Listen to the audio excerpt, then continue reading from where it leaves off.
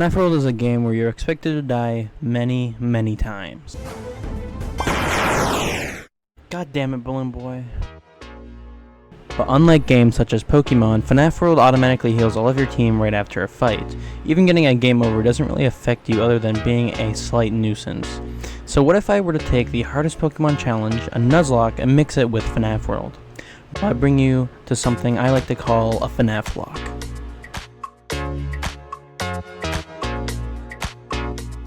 Every time one of my characters die, I can never use them ever again.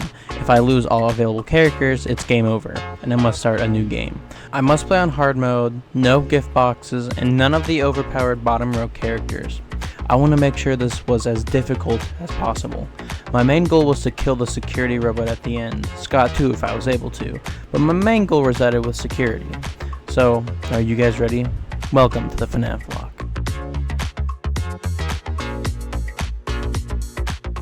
Going into this, I decided to make all of my first team the toy characters, as I generally like the originals more than them, so if I ran into any overpowered characters first, I would have them as a defense, practically using them as cannon fodder. Generally, I had an easy beginning. Nothing was too hard up until I ran into my first character, Balloon Boy. This guy will become a menace to me later on, literally ending one of my runs entirely. While fighting him for the first time, he just had to kill off Toy Freddy right before he died himself, which was overall fine since Toy Freddy was pretty weak to begin with, so I wasn't too worried.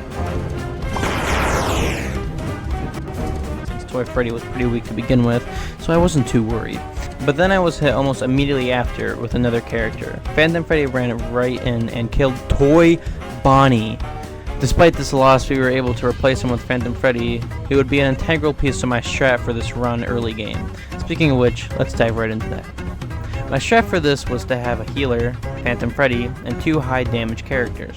This would ensure that I could always heal and debuff the enemy, as Phantom Freddy's moves are all just debuff moves. He doesn't actually do damage. With him, my enemies would be weakened and I would have a much easier time dealing with all of them.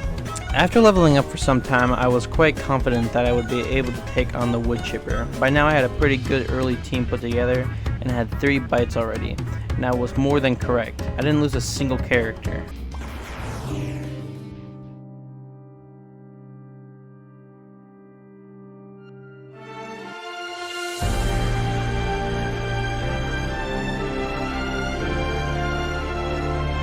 Our goon sessions really miss Toy Chica. Despite the loss of one of our only healers, I did a small team revamp.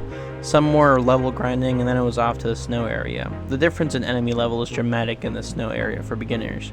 Even just the random characters could be enough to absolutely obliterate the entire team and wipe you completely clean. And the boss of this area was no joke early on. The snow cone was quite literally game ending if I wasn't prepared, so I had to spend needless minutes grinding for more levels and some characters, as well as just to make sure I was ready for the second boss. Even with my preparations, I was not ready whatsoever. I went into the battle and immediately lost Phantom Freddy, then Chica, and even Balloon Boy. I was considering what to do once I beat him, and I said it was time to restart, get a new run. With a clean slate, it's time to look at what I did wrong and improve. I would need to get more levels. My Phantom Foxy was fresh and not leveled up at all, which was completely by my mistake. Stop using Unscrew against Snow Cone. I spammed Unscrew when there's only a 10% chance of it happening. It's decent odds when I can use it multiple times a battle, but not good when I'm trying to, not die. Oh wait, that none of that even matters, because first battle I encountered on my new game, I got completely wiped again. So I had to restart again. Well, time for another game, I suppose. Oh wait, you mean to tell me the balloon bitch just wiped my entire team too? Oh great. Time to start again, I guess. By now I was on my 5th attempt after losing to the wood chipper once and snow cone again. I was honestly unsure how realistic I was going to be able to do this run. I mean, was it even possible to do with hard mode on? Normal would be cake work, but on hard was a whole nother different scale. But I was determined. On my 5th attempt, I did a lot more grinding before entering wood chipper again, and it was very easy now that I was more experienced with this challenge. Entering the snow area again, I had faced 0 losses, and I was feeling a lot better about this attempt. Entering snow cone was a lot easier too, only losing Watermelon Chica, and I was much better off than a previous attempt and felt really confident with this one. I had finally reached Lagoon Lake. which was a new record for me. Well, now I just had to hope that I didn't run into the... fuck.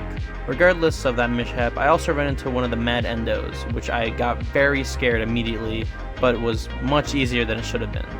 But that was also thanks to the chips I found while going through the out-of-bounds zones in the games that give you massively OP chips that would carry entire games.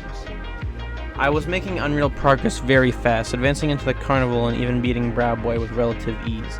By this point, I had only lost like 4 characters, most being outranked by new ones anyway, that gave me a much easier time with playing the challenge. Though, this is when it became just hours of grinding and grinding and grinding. Sitting there for over 2 hours just collecting characters, killing enemies for fast coins to buy all the best bites and find all the best chips. It was decently easy. By the time I had finished, I came out with a team that I knew could take on the regional bosses. Now you might be asking, what are regional bosses? Regional bosses are advanced versions of previous bosses that are protecting a button that we need to press so we can progress into the game further. The regional bosses were beyond easy once I got the boss trainer, suffering a total of 0 losses, and this was amazing for me, because even in my typical runs, if I don't have a good enough team, you can literally get wiped by these regional bosses. They are no joke. By now I was on to, by far, one of the hardest bosses in the game, Security. We were on the home stretch. This was going to be hard. I knew my chances of killing it normally were kinda slim, especially on hard mode without losing anyone. It was practically impossible. So I put together a team that could literally one-shot anything. The Screw-A-Side Squad. The Screw-A-Side Squad were meant to sit there and pray they were able to pull off an unscrew before Security's inevitable one-shot kill. So I went in just hoping it would be enough. Would I even scratch a quarter of its health? I wasn't sure, but I knew I had to try. As I stated before, Screws and Unscrew 2 have a very low chance of one-shotting bosses. They have a 10% chance with just regular Unscrew and a 20% chance with Unscrew 2. I had Nightmare Foxy, Withered Bonnie, JJ, and one of the Endos with me. My chances of killing him were very slim, so I went in and I just hoped.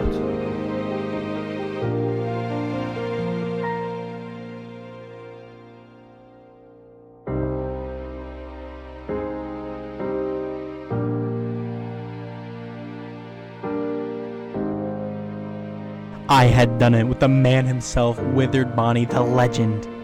He did it. But now that I had him gone, there was one more threat that sat in my way. Scott Cawthon.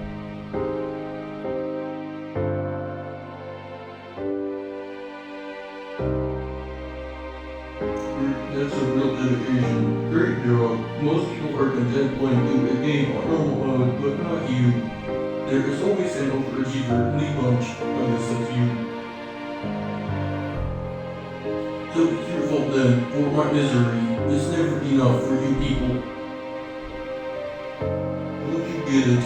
Well, I can't do this anymore. I won't.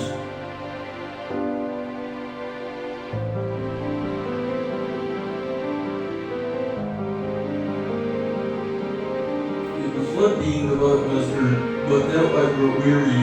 It is time to put you in your place. Now let me show you how this game ends.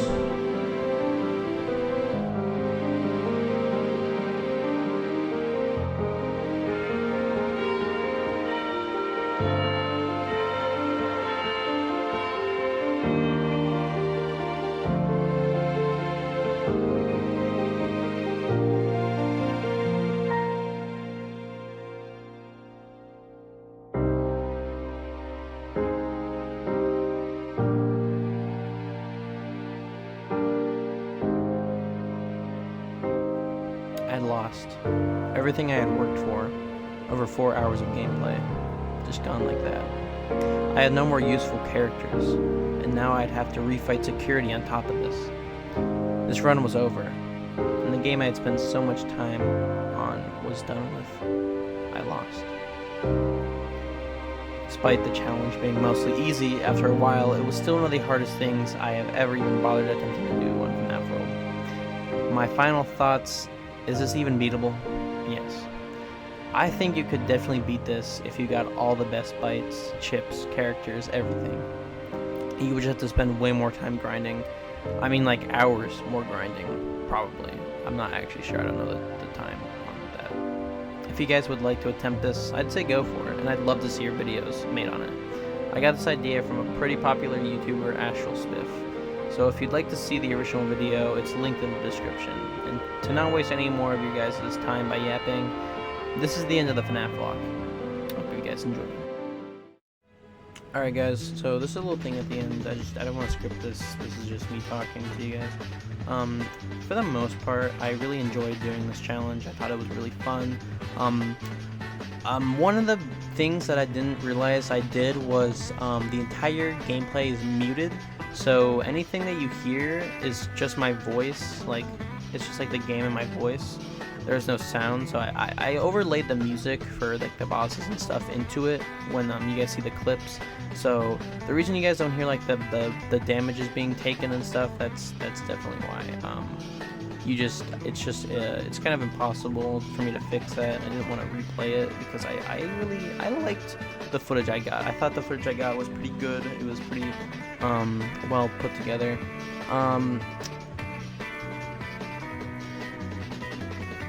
I'm sorry if you guys thought this was pretty short. I was going to make it a lot more in-depth, but at the same time, I felt like there wasn't too much to talk about. And since the clips, I was going to add like a lot more clips of just me like talking and having fun playing, but with the audio muted, I decided to do less of that. Though for future videos, I'll make it a lot more longer, in-depth if you guys enjoyed this. If not, I'll probably just go back to making regular FNAF gaming videos. If not, then if you guys did enjoy this, then I will definitely do more of this, these challenge type videos for more games than just FNAF World. FNAF World is definitely one of my favorite FNAF games, but I'll definitely do some other stuff. So if you guys did enjoy this, you know, I'll make sure to do more. And if not, then go check out my other gaming videos where I actually like play the game and like have fun doing the commentary, whatever. Yeah. We're doing the glitch attraction Resident Evil 2 right now. Resident Evil 2 might flop. It seems like it's going to, so I'm probably not going to upload any more of that. But you know, this FNAF does pretty good on YouTube, and I also enjoy doing it. So without further ado, I'm gonna cut it here. I'm gonna stop yapping, and see you guys in the next one. Goodbye.